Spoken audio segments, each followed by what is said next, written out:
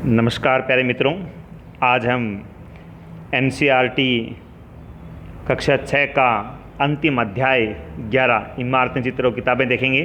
तो चलिए शुरू करते हैं। मरुत्स्वामी और लोह स्तंभ। मरुत्स्वामी आज बहुत खुश था। पहिएदार कुर्सी में बिठाकर उसका भाई उसे कुतुब मीनार दिखाता हुआ प्रसिद्ध लोह स्तंभ के सामने ले गया। दो बातें आई यहाँ पर, एक कुतुब मीनार कहाँ है, एक लोह स्तंभ कहाँ है, दोनों ही दिल्ली में हैं। धूल भरे पथरीले रास्तों से रैंप के सहारे यहाँ तक आना काफ़ी मुश्किल था। उसने अपने अनुभव को मरुत्स्वामी कभी नहीं भूल पाएगा। अब धातु विज्ञान के बारे में। प्राचीन भारतीय धातु विज्ञान ने विश्व धातु विज्ञान के क्षेत्र में बहुत योगदान दिया है। पुरातात्विक खुदाई ने यह दर्शाया कि हड़प्पावासी बहुत कुशल शिल्पी थे। उन्हें तांबे के धातुक्रम की जानकारी थी। उन्होंने तांबे और टिन को मिला कांसा बनाया। ये यहाँ पर इंपॉर्टेंट प्रश्न आ गया कि तांबा और टिन मिला के क्या बन गया, कांसा। यानी हम देखेंगे तांबा प्लस टिन क्या बनेगा, ये कांसा। तो ये प्रश्न बन गया आपका, ये ध्यान रखना है आपको। इसमें प्रश्न कैसे भी आ सकता है भी, आपने तांबे में टिन मिला के क्या बनाया, कांसा। तो फिर ये प्रश्न भी आ सकता है कांसा किस किस को मिला के बनाया जाता है, या फिर टिन में क्या मिलाया जाए, तांबा मिलाया जाए तो कांसा बनता है। ऐसे कैसे प्रश्न घुमा के, तो ये प्रश्न आपको याद करना है। और हड़प्पावासी कांस्य युग से जुड़े थे, ये हम कांस्य युगीन सभ्यता भी कहते हैं, ये भी हमें ध्यान रखना है। तो लोह युग से समझते हैं, खोटा लोहा पिटा लोहा, ये लोहा यहाँ मिलते रहे हैं। अब आता है लोह स्तंभ। पहले चित्र देख लो, ये लोह स्तंभ है, दिल्ली में प्रसिद्ध लोह स्तंभ मेहरौली में दिल्ली में स्थित है। तो मेहरौली दिल्ली में कुतुब मीनार के परिसर में खड़ा, कुतुब मीनार भी यहीं है, उसके परिसर में ही क्या है, लोह स्तंभ है। शिल्पकारों की कुशलता का अद्भुत उदाहरण है। इसकी ऊंचाई कितनी है, इसकी ऊंचाई याद रखनी है 7.2 मीटर है, किलोमीटर नहीं है, मीटर है। वजन कितना है, 3 टन से भी ज़्यादा, यानी 3 टन से ज़्यादा वजन है। तो इसकी लोह स्तंभ की हमें ऊंचाई याद रखनी है 7.2 मीटर है, और इसका वजन 3 टन है। लगभग 15 साल पहले बना, कोई खास प्रश्न नहीं बन रहा यहाँ पर। आगे उसने चंद्र नाम के एक शासक का जिक्र है, संभवतः गुप्त वंश के थे। और आश्चर्य की बात है कि इसे वर्षों के बाद भी इसमें जंग नहीं लगा है। ये इंपॉर्टेंट लाइन है, इसमें आज तक जंग नहीं लगा है। तो इसका मतलब ये हो सकता है कि पुराने जमाने जो लोहा प्राप्त हुआ है भारत के अंदर, वो बहुत शक्तिशाली रहा होगा, लेकिन कमज़ोर लोहा नहीं है, अच्छी कुशल क्षमता वाला लोहा मिला है यहाँ पर हमारे भारत में। ईंटों और पत्थरों की इमारतें देखो, हमारे शिल्पकारों की सूची के नमूने स्तूपों जैसी कुछ इमारतें देखने को मिला है। अब स्तूप का शाब्दिक अर्थ क्या है, तो टीला है, याद रखना है, प्रश्न यहाँ बनता है। स्तूप का शाब्दिक अर्थ क्या है, टीला होता है। हालांकि स्तूप विभिन्न आकार के थे, कभी गोल या लंबे चौड़े, कभी छोटे बड़े, उन सब में एक समानता है। प्राय सभी स्तूपों के भीतर एक छोटा सा डिब्बा रखा रहता है। इन डिब्बों में बुद्ध या उनके अनुयायियों के शरीर के अवशेष जैसे दांत, हड्डी या राख, या उसके द्वारा प्रयुक्त कोई चीज़ या कोई कीमती पत्थर अथवा सिक्के रखे रहते हैं। उसे धातु मंजूषा कहते हैं। ऐसे धातु मंजूषा का प्रश्न तो नहीं बनता, लेकिन जैसे RS में मेंस में पूछे धातु मंजूषा क्या है, तो ये उस समय की बात है जब वहाँ पर ऐसे राख वगैरह रखे जाते, नीचे रखे जाते, तो धातु वगैरह, हड्डी वगैरह, कुछ भी चीज़ें, कीमती पत्थर, सिक्के, तो उस चीज़ को क्या है, धातु मंजूषा। तो प्रारंभिक स्तूप धातु मंजूषा के ऊपर रखा मिट्टी का टीला होता था। बाद में टीले को ईंटों से ढक दिया गया, और बाद के काल में उस गुंबदनुमा ढांचे को तराश से हुए पत्थरों से ढक दिया गया। प्राय स्तूपों के चारों परिक्रमा करने के लिए एक वर्ताकार पथ बना होता था। इसके लिए जिसे प्रदक्षिणा पथ कहते हैं। इस रास्ते को रेलिंग से घेर दिया था, जिसे वेदिका कहते हैं। वेदिका में प्रवेश द्वार बने होते थे। रेलिंग और तोरण प्राय मूर्ति कला की सुंदर कलाकृतियों से सजे होते। मानचित्र 7 में अमरावती उंडो, अमरावती बहुत इंपॉर्टेंट है, आपको ढूंढना है इसको। यहाँ कभी एक भव्य स्तूप हुआ करता था। लगभग 2000 साल पहले स्तूप को सजाने के लिए शिलाओं पर चित्र उकेरे गए। कई बार पहाड़ियों काट कर बनावटी गुफाएं बनाई जाती थीं। इस तरह की कई गुफाओं को मूर्तियों तथा चित्रों द्वारा सजाया जाता था। इस काल में कुछ आरंभिक हिंदू मंदिरों का निर्माण किया गया। इन मंदिरों में विष्णु, शिव तथा दुर्गा जैसी देवी देवताओं की पूजा होती थी। मंदिरों का सबसे महत्वपूर्ण भाग गर्भगृह होता था। ये भी पॉइंट लाइन आपको याद रखना है। उस टाइम मंदिरों का महत्वपूर्ण भाग क्या है, गर्भगृह है, जहाँ मुख्य देवी देवता की मूर्ति रखी जाती थी। ये भी इंपॉर्टेंट प्रश्न बन जाता है कि दक्षिण भारत में मंदिरों का महत्वपूर्ण स्थान या भाग कौन सा था, तो गर्भगृह। तो ये दूसरे प्रकार से प्रश्न पूछ सकते हैं कि दक्षिण भारत में मंदिरों में मुख्य देवी या देवता की मूर्ति रखे जाने वाले स्थान को क्या कहते थे, किस में रखी जाती थी, तो गर्भगृह में रखी जाती थी। पुरोहित धार्मिक अनुष्ठान करते थे, भक्त पूजा करते थे, और अक्सर गर्भगृह को एक पवित्र स्थान के लिए रूप में दिखाने के लिए, देखो ये स्थान ऐसे देख रखा है। भितरगांव जैसे मंदिरों के ऊपर काफ़ी ऊंचाई तक निर्माण किया जाता था। ये मंदिर बना रखे हैं ऊपर, काफ़ी ऊपर तक थे, ऊपर गर्भ था जहाँ मूर्ति रखी जाती थी, बड़े थे। ये है, ये चित्र बनाया गया बाएं ऊपर। उत्तर प्रदेश के भितरगांव का 11वां मंदिर है। भितरगांव का मंदिर कहाँ है, ये प्रश्न बनता है यहाँ पर आपका कि भितरगांव मंदिर कहाँ है, उत्तर प्रदेश में है। ये याद रखना आपको। 15 साल लगभग पहले की बात है, पक्की ईंटों पत्थरों से बनाया गया था। महाबलीपुरम का एक एकाश्रम मंदिर है, ठीक है। महाबलीपुरम, अपने को महाबलीपुरम और भितरगांव का मंदिर है, दोनों के ध्यान रखना पड़ेगा। शिखर निर्माण कठिन कार्य के लिए सावधानी से योजना बनानी पड़ती थी। अधिकतर मंदिरों में मंडप नाम की जगह होती थी। यह एक सभागार होता था जहां लोग इकट्ठा होते थे। मानचित्र महाबलीपुरम और ऐहोल को ढूंढना। क्या ढूंढना है, महाबलीपुरम और ऐहोल को ढूंढना। इन शहरों में पत्थरों से बने कुछ उत्कृष्ट मंदिर हैं। तो ये देखिए एकाश्रम मंदिर, इनमें से प्रत्येक मंदिर की एक विशाल पहाड़ी को तराश कर बनाया गया, इसलिए इन्हें एकाश्रम मंदिर कहा गया। ये प्रश्न यहाँ इंपॉर्टेंट आ जाता है कि एकाश्रम मंदिर किन्हें कहा गया, ठीक है। एक लाइन में आ जाता है, कई बार आर्यस मेंस में लिखते हैं तो एकाश्रम मंदिर एक ही पहाड़ी काट के बनाया गया, तो सीधा नाम से स्पष्ट हो जाता है यहाँ पर। तो ये याद रखने वाली बातें हैं। ईंटों से बनाए जाने वाले भिन्न होते थे। ईंट से बनी इमारतों में नीचे ईंटों की जगह एक तह जोड़ते हुए उसे ऊपर की ओर ले जाते, जबकि चट्टान तराश कर बनाए जाने वाले मंदिरों को पत्थर काटने वाले ऊपर से नीचे कब बनाते थे। और आगे देखते हैं, ये देखो मंदिर कितना बड़ा आपको दिखाई दे रहा है, कैसे ऊपर काट के ऊपर बनाया, पूरी मतलब एक एक पहाड़ी को काट के पूरा बनाया गया था इसको। दाएं ऐहोल का दुर्गा मंदिर ये लगभग 14 साल पहले बनाया गया था। तो ये अपन देखा है, महाबलीपुरम और ऐहोल को अपने को ढूंढना है। आगे देखते हैं, स्तूप था मंदिर किस तरह बनाए जाते थे। देखो स्तूपों को बनाने की प्रक्रिया में कई अवस्थाएं थी, इसके लिए काफ़ी धन खर्च होता, इसलिए आमतौर पर राजा या रानी ही इन्हें बनवाने का निश्चय करते थे। पहला काम अच्छे किस्म के पत्थर ढूंढकर शिलाखंडों को खोद कर निकालना होता था। फिर मंदिर या स्तूप के लिए शोधचार तय किए गए स्थान पर शिलाखंडों को पहुंचाना होता था, जहां पत्थरों को काट छांट कर तराशने के बाद खंभों, दीवारों की चौखटों, फर्शों और छतों का आकार दिया जाता था। इन सब के तैयार हो जाने पर सही जगहों पर उसे लगाना काफ़ी मुश्किल काम था। ये कह रखा है कि उड़ीसा का जैन मठ है, एक पहाड़ी को खोद कर इस 2 मंजिला इमारत को बनाए गए हैं। ये जो आपको इमारत दिखाई दे रही है, देखो ये पूरा एक पहाड़ी है, इसको काट दिया, एक नीचे बना दिया और एक ऊपर बना दिया। देखो ये कमरे बनाए इसके अंदर अलग अलग आपको दिखाई दे रहे हैं ना, ये दिखाई दे रहे हैं। तो काफ़ी मतलब सुंदर तरीके से काट के इनको बनाया, लेकिन काफ़ी देखो मेहनत लगी होगी इसके अंदर, पूरी पहाड़ी को काट के बनाया जाना काफ़ी मेहनत का कार्य रहा होगा। इस तरह के शानदार ढांचों का निर्माण करने वाले शिल्पकारों को सारा खर्च संभवतः राजा रानी ही देते थे। इसके अतिरिक्त इन स्तूपों या मंदिरों में आने जाने वाले भक्त को उपहार या अपने साथ लाने थे। इनसे इमारत की सजावट की जाती थी। हाथी दांत का काम करने वाले श्रमिकों के संघ ने सांची के एक अलंकृत प्रवेश द्वार को बनाने का खर्च दिया था। सांची का स्तूप कहाँ है, तो अपन पीछे पढ़ा था, याद होना चाहिए आपको। ये एमपी में। इनकी सजावट के लिए पैसे देने वाले व्यापारी, कृषक, माला बनाने वाले, इत्र बनाने वाले, लोहा, सुनार तथा कई ऐसे स्त्री पुरुष शामिल थे जिनके नाम खंभों, रेलिंगों तथा दीवारों पर खुदे हैं। इसलिए जब तुम इन स्थानों को देखने जाओ तो याद रखना कि कितने सारे लोगों ने इन्हें बनाने और सजाने में अपना योगदान दिया है। तो ये देखो चित्र बना रखा है, आपको चित्र दिखाया गया है। अब आती है चित्रकला, और अजंता का चित्र है ये। अजंता कहाँ है ये भी खोजना पड़ेगा, पहली लाइन दे रखी है अजंता को ढूंढो। तो अजंता आपने महाराष्ट्र में देखी थी, याद है तो पीछे अगर आपको थोड़ा बहुत भी अगर ऐसे आपको याद आ जाता है चीज़ें, तो आप मान लो आपको याद हो गए और आपको कंपटीशन फाइट करने से कोई नहीं रोक सकता, आपको कंपटीशन क्रैक कर जाओगे। जहाँ की पहाड़ों में सैकड़ों सालों के दौरान कई गुफाएँ खोदी गई, इनमें से ज़्यादातर बौद्ध भिक्षुओं के लिए बनाए गए विहार थे। इनमें से कुछ को चित्रों द्वारा सजाया गया था। यहाँ इनके कुछ उदाहरण दिए गए हैं। गुफाओं के अंदर अंधेरा होने की वजह से अधिकांश चित्र मसालों की रोशनी बनाए गए थे। इन चित्रों के रंग 15 साल बाद भी चमकदार हैं। ये रंग पौधों तथा खनिजों से बनाए गए थे। इन महान कृतियों को बनाने वाले कलाकार अज्ञात हैं, ये जानकारी नहीं है। ये देखो कितने सुंदर चित्र बनाए गए आपके सामने। अब देखते हैं पुस्तकों की दुनिया।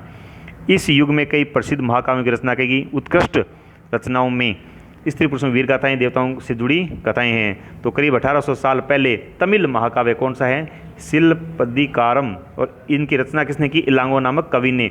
देखो ये नाम बड़े मुश्किल होते हैं, लेकिन एनसीईआरटी में चाहे तमिल हो चाहे मुगल में आप ये पढ़ते, इतिहास में मध्यकाल में जो बातें आती है हम पढ़ते हैं तुगलक वंश के बारे में, ये इनके काफ़ी मतलब मुश्किल प्रश्न होते हैं, लेकिन अपने को ये याद तो करना पड़ेगा। जब एनसीईआरटी में आ गए और अपने को कंपटीशन को पास करना है तो आपको याद रखना है कि शिल्पदिकारम की रचना इलांगो नामक कवि ने की थी। देखो इसको पढ़ने का एक तरीका मैं बता देता हूँ आपको, इसको बांट लो, लंबा चौड़ा लगता है। शिल्पदिकारम, अब आपको याद हो जाएगा ये शिल्पदिकारम। तो शिल्पदिकारम किसने, इलांगो नामक कवि ने। इसने कौलन नामक एक व्यापारी की कहानी है, इसमें कहानी बताई गई है। वह पुहार में रहता था। अपनी पत्नी कनगी की उपेक्षा कर नर्तकी माधवी से प्रेम करने लगा था और वह कनगी पुहार छोड़कर मधुरी चले गए। वहाँ पांडे राजा के दरबारी जोरी ने कौलन पर चोरी का झूठा आरोप लगाया, जिस पर राजा ने उसे प्राणदंड दे दिया। कनगी जो अभी उसे प्रेम करती थी, इस अन्याय के कारण दुख और रोष से भर गई और मदुरई शहर का विनाश कर डाला। अब ये शिल्पादेवी का लिया गया एक वर्णन है, इसमें वो कुछ नहीं सांत्वना दे रही है, अपना प्रश्न नहीं बनता। इसमें कहानी पढ़नी है तो आप पढ़ लेना, मैं इसमें छोड़ देता हूँ, इसको रोक के आप इस कहानी को पढ़ सकते हो, लेकिन प्रश्न नहीं बनता इसलिए मैं आगे चल रहा हूँ। एक और तमिल महाकाव्य है मणि मेखलई को करीब मणि मेखलई, तो देखो मणि को पढ़ो, फिर मेघ को पढ़ो, फिर लई को पढ़ो, मणि मेखलई आपको याद हो जाएगा। इसे 100 साल पहले सतनार द्वारा, किसके द्वारा? सतनार द्वारा लिखा गया। इसमें कोवलन और माधवी की बेटी की कहानी है। देखो ये भी प्रश्न बनता है कि किसकी कहानी है, लेकिन अभी तमिल महाकाव्य इतना रास्ता में नहीं पूछते हैं, तो आप मणि मेखलई तो याद करो पहले, उसके बाद में उसके अंदर जैसे अभी कालिदास जी आगे आएंगे तो कालिदास में ऐसे मतलब प्रश्न आ चुके हैं। कालिदास के मेघदूत है, अभिज्ञान शाकुंतलम है, इसमें किस किस का वर्णन है, ऐसे प्रश्न भी अब आने आ चुके हैं। तो यह हमें उस एडवांस टेक्निक से याद करना पड़ेगा कि किस प्रकार से। फिर जैसे किताबों के नाम याद कर ले, किताबों के नाम सभी रट्टे मार रहे हैं, सबको याद हो चुके हैं, तो किताबों को किस भाषा में लिखा गया है ये भी अपन, जैसे बुद्ध जैन में वहाँ प्राकृत और ये कौन सी पाली भाषा में ऐसे पढ़ा था, तो ये भी अपने को याद रखना है। तो कई सदियों पहले खो गई थी, इन पांडुलिपियों द्वारा लगभग 100 साल पहले मिली थी। अन्य लेखक जैसे कालिदास का देखो नाम आ गया, संस्कृत में लिखते थे, ये संस्कृत भाषा भी है, तो ये आपको ध्यान रखना है। मेघदूत का एक श्लोक है, इसमें पढ़ने की बात नहीं है, अपने पास प्रश्न नहीं बनने वाला। अब पुरानी कहानियों का संकलन और संरक्षण कैसे, जैसे हिंदू धर्म से जुड़ी कई कहानियाँ जो बहुत से प्रचलित थी इसी काल में लिखी गई, इन पुराण भी शामिल हैं। और पुराण का शाब्दिक अर्थ याद रखना है आपको, क्या होता है? प्राचीन। पुराणों में विष्णु, शिव, मूर्ति, पार्वती जैसी देवताओं की कहानियाँ जुड़ी हुई हैं, ये आपको ध्यान। इसके अतिरिक्त संसार की सृष्टि अथवा राजाओं के बारे में भी कहानियाँ हैं। अधिकतर पुराण सरल संस्कृत श्लोक में लिखे गए हैं। पुराणों की भाषा कौन सी रही है? सरल संस्कृत, सरल संस्कृत, जिन्हें सब उन्हें सुन और समझ सकें। स्त्रियाँ शूद्र जिन्हें वेद पढ़ने अनुमति नहीं थी, वे सुन सकते थे या सुन सकती थी, पढ़ नहीं सकती थी। तो पुराणों का पाठ पुजारी मंदिरों में किया करते, जिन्हें लोग सुनने आते थे। 2 संस्कृत महाकाव्य महाभारत और रामायण लंबे अरसे से लोकप्रिय रहे हैं। तुम में से भी कुछ बच्चे इन कहानियों से परिचित होंगे। महाभारत कौरवों और पांडवों के बीच युद्ध की कहानी। इस युद्ध का उद्देश्य पूर्व वंश की राजधानी हस्तिनापुर की गद्दी प्राप्त करना था। यह कहानी तो बहुत ही पुरानी है, पर आज इसे जिस हम रूप में जानते हैं वह करीब 15 साल पहले लिखी गई। माना जाता है कि पुराण और महाभारत दोनों को ही व्यास नाम के ऋषि ने संकलित किया, और महाभारत में भगवत गीता भी है, जिसके बारे में तुम अध्याय 9 में पढ़ोगे। तो संकलन किसने किया है? व्यास नाम के। लेकिन आगे पढ़ेंगे। अभी देखो, रामायण की कथा कौशल के राजकुमार राम के बारे में है। तो ये महाभारत वाले ये एक प्रश्न आप यहाँ याद रख लोगे, ठीक है। संकलन किसके द्वारा किया गया है? तो व्यास ऋषि के द्वारा किया गया, ये आपको याद रखना है। और रामायण की कथा कौशल के राजकुमार के बारे में है। इनके पिता ने उन्हें वनवास दे दिया। वन की उनकी पत्नी सीता का लंका के राजा रावण ने अपहरण कर लिया था। सीता को वापस लाने के लिए राम को लड़ाई लड़नी पड़ी। विजयी होकर कौशल की राजधानी अयोध्या, याद रखना है कौशल की राजधानी कौन सी? अयोध्या। आपा ने पीछे शुरू में जब पढ़ा था तो कुछ राजधानियाँ पढ़ी थी, वज्जी, संग, ऐसे कुछ पढ़े थे, हाँ, तो याद रखना है ये। तो कौशल की राजधानी क्या थी? अयोध्या। महाभारत की तरह ही रामायण भी एक प्राचीन कहानी है, जिसके बाद में लिखित रूप दिया गया। संस्कृत रामायण के लेखक वाल्मीकि मान जाते हैं। तो महाभारत के व्यास हो गए, तो रामायण के कौन है? वाल्मीकि, याद रखना है। महाभारत के कौन हो जाएंगे? ये महाभारत है, तो इसको मैं लिख देता हूँ यहीं पर, याद हो जाएगा आपको। व्यास पहले पढ़ा आपने, और रामायण के कौन हो जाएंगे? वाल्मीकि, तो याद रखना है, शाबाश। आगे देखिए, आम लोगों द्वारा कही जाने वाली कहानियाँ। आम लोग भी कहानियाँ कहते थे, कविताओं और गीतों की रचना करते थे, गाना गाते थे, नाचते थे और नाटकों को खेलते थे। इनमें से कुछ तो इस समय के आसपास जातक औपनिवेशिक कहानियों के रूप में लिखकर सुरक्षित कर लिए गए। जातक कथाएं तो अक्सर स्तूपों की रेलिंगों तथा अजंता के चित्रों में दर्शाई जाती थी। एक कहानी आगे पृष्ठ पर दी गई है। कहानी आप नहीं पढ़ेंगे, इसमें अपना कोई प्रश्न नहीं है। आपको पढ़ना हो तो मैंने आपके लिए रोक दिया है, थोड़ा इसको आप स्टॉप के रोक पढ़ सकते हो, लेकिन कहानी में प्रश्न नहीं है तो पढ़ने का कोई तात्पर्य नहीं है। आगे देखिए, विज्ञान की पुस्तकें, यहाँ इंपॉर्टेंट प्रश्न बनेंगे अपने लिए, इंपॉर्टेंट है। विज्ञान की पुस्तकों में क्या है? इसी समय गणितज्ञ था खगोल शास्त्री आर्यभट्ट। क्या नाम है? आर्यभट्ट। संस्कृत में आर्यभट्टियम पुस्तक किताब लिखी। यहाँ आपके 3-4 प्रश्न इंपॉर्टेंट होते हैं एक लाइन में ही। कैसे? देखो, आर्यभट्ट ने कौन सी पुस्तक लिखी? आर्यभट्टियम। सभी पढ़ेंगे, सबसे पहले याद करते हैं। आर्यभट्ट पुस्तक के किस भाषा में लिखी गई? तो संस्कृत भाषा में। अब आर्यभट्ट है, इनका संबंध किससे है? तो खगोल शास्त्री और गणितज्ञ से। तो आपके महत्वपूर्ण 3 प्रश्न बन गए यहाँ पर। आर्यभट्ट ने कौन सी पुस्तक लिखी? आर्यभट्टियम। आर्यभट्टियम को किस भाषा में लिखा गया? संस्कृत में। आर्यभट्ट का संबंध किससे है? गणित और खगोल शास्त्री। ये प्रश्न आरएस में आ चुका है पहले भी, तो रीट में आ सकता है, ऐसी कोई बड़ी बात नहीं है। इंपॉर्टेंट करके लगा लीजिए इसको। दिन और रात भी अपनी दूरी पर चक्कर काटने की वजह से होते हैं, जबकि लगता है कि रोज़ सूर्य निकलता है और डूबता है। उन्होंने ग्रहण के बारे में भी एक वैज्ञानिक तर्क दिया। उन्होंने वर्त की परिधि को मापने की विधि भी ढूंढ निकाली, जो लगभग उतनी ही सही है जितनी कि आज प्रयुक्त होने वाली विधि। वराह मीर, ब्रह्मगुप्त, भास्कराचार्य, कुछ अन्य गणितज्ञ और खगोलवेत्ता थे जिन्होंने कई खोजें की। इनके बारे में आगे अपन वर्णन पढ़ेंगे। अब आगे देखते हैं। शून्य का देखो, शून्य का आविष्कार भारत ने किया था, इसके बारे में बताया गया है। गणित में शून्य का नए चिन्ह का आविष्कार कर लिया गया था। और इसके बाद में आयुर्वेद भी चिकित्सा पद्धति है, इसके महत्वपूर्ण प्रश्न है। देखिए इसमें 2 व्यक्ति इंपॉर्टेंट हैं आयुर्वेद में। एक तो चरक ने क्या लिखा? चरक संहिता। चरक ने क्या लिखी? चरक संहिता। और सुश्रुत ने क्या लिखी? सुश्रुत संहिता। तो चरक द्वारा रचित है चरक संहिता, लेकिन चरक संहिता क्या है? औषधि शास्त्र की उल्लेखनीय पुस्तक है। किसकी है? ये प्रश्न बनेगा। देखो चरक संहिता नाम से स्पष्ट है तो सब कर देंगे सही, कोई दिक्कत नहीं, याद हो गया सभी को। सुश्रुत को सुश्रुत संहिता है, नाम लिख देंगे। लेकिन चरक संहिता में क्या है? औषधि शास्त्र की वर्णन है। तो सुश्रुत संहिता में क्या है? शल्य चिकित्सा का वर्णन है। याद रखना, इंपॉर्टेंट प्रश्न है ये, ठीक है। तो अब आगे देखते हैं। अन्यत्र आ गया कागज। आज हमारे कागज की, आप पहले कागज की बात कर चुके हैं, तो कागज कहाँ बना? सबसे पहले लगभग सभी को याद होगा, कागज चीन में बना। देखो लिखते हैं, कागज का आविष्कार करीब 1900 साल पहले काई लून, अपने को चीन याद होगा लेकिन काई लून नाम व्यक्ति ने किया था। अब ये प्रश्न देखो कितना इंपॉर्टेंट हो जाता है कि कागज का आविष्कार चीन, अभी इंपॉर्टेंट चल रहा है अब कोरोना काल में। और इस तथ्य को भी छुपाया था भी कागज, आज भी हाथ से कागज बनाने विधि को अपनाया जाता है। कागज बनाने की तकनीक को सदियों तक गुप्त रखा गया। जैसे चीन ने कोरोना को गुप्त रखा, वैसे ही क्या रखा? गुप्त रखा। कागज बनाने तकनीक को भी सदियों तक गुप्त रखा, तो चीन आज वैसे ही करता आया है। चलो अपने उनको छोड़ो, अपन पढ़ाई करते हैं कि काई लून नाम का व्यक्ति था जो कागज़ का आविष्कार किया, और चीन में सबसे पहले कागज़ का आविष्कार हुआ। और 14 साल पहले ये कोरिया तक पहुंचा। इसके तुरंत बाद ये जापान तक फैल गया। 18 साल पहले बगदाद में पहुंची। तो ये इसमें प्रश्न बने और प्रश्न नहीं है, उपयोगी शब्द हैं, कोई प्रश्न नहीं है, छोटे बच्चों के लिए इंपॉर्टेंट है। साइड में ये चित्र दिए, ये भी इंपॉर्टेंट है। स्तूप कब हुई? 2000 साल पहले, 16 साल पहले। लोस्तम भितरगांव जनता की चित्रकारी आर्यभट्टम कितने साल पहले। ये सारे आपको करने, ये मिलान करना है जितने भी हैं जैसे भी। तो ये सारे आप अगर मिलान कर पाते हो तो आपको याद हो जाएगा कि आपको पाठ याद हो गया है। ये प्रश्न है, छोटे बच्चे, 6ठी क्लास के बच्चे ये लिख लेंगे। और तिथियों पर नज़र डालें। देखो ये तिथियां बताई गई हैं, जैसे पुराने युग में, तो ये तिथियां आपके लिए इंपॉर्टेंट है। आप प्रत्येक तिथि को याद करोगे, इसमें छोड़ोगे नहीं एक भी, ठीक है। मेहरगढ़ में पशुपालन की शुरुआत तिथि लगभग 6000 ईसा पूर्व। हड़प्पा के नगरों का विकास 2200 से 1900। ये ऋग्वेदी रचना, मतलब ये सारी क्या है इंपॉर्टेंट। और मैं आपको बताऊँ, जैसे कुछ रीट पढ़ने वाले बच्चे वो भी हैं जो ये सोचते हैं कि ये प्रश्न आ गए उसका उत्तर कैसे देंगे। तो जब आप अगर कोई प्रश्न सही है और आरपीसी ने गलत मान लिया, रिट लगाओगे तो कहाँ से लगोगे? एनसीईआरटी ही, यानी ये ऑथेंटिक बुक है जिनसे आप रिट लगा सकते हो और आप अपना प्रश्न सही करवा सकते हो। ये एक ही उपाय होता है और कोई, तो इनको याद करना ज़रूरी है। और नीचे भी ये दी गई हैं, इनको पढ़ लोगे। पश्चिम में सिकंदर का आक्रमण कब कब हुआ? 327-325। चंद्र मौर्य का राजा बनना 321। अशोक का शासनकाल लगभग 262-268 ईस्वी और 231 ईस्वी के बीच। संगम साहित्य की रचना 300। संगम साहित्य इंपॉर्टेंट है। कनिष्क शासनकाल, गुप्त साम्राज्य, वल्लभी, हर्षवर्धन, ये सारी आप पढ़ लोगे, इनको याद करना है। सब ये प्रश्न है, प्रश्न बनाएंगे तब मैं इनको दे दूंगा। ये मानचित्र आ गया, मानचित्र तो देखो आपको भरवाएंगे, वैसे ये तो भरा हुआ है, इसमें कोई खास बात नहीं है, ये पॉलिटिकल मैप है। चलो इसको छोड़ते हैं। तो मैं आपको ये कहना चाहता हूँ कि आज अपना अध्याय कंप्लीट हुआ। अध्याय कंप्लीट नहीं हुआ कि एनसीईआरटी कक्षा 6 की कंप्लीट हो चुकी है, जो आप इतिहास की पढ़ रहे थे।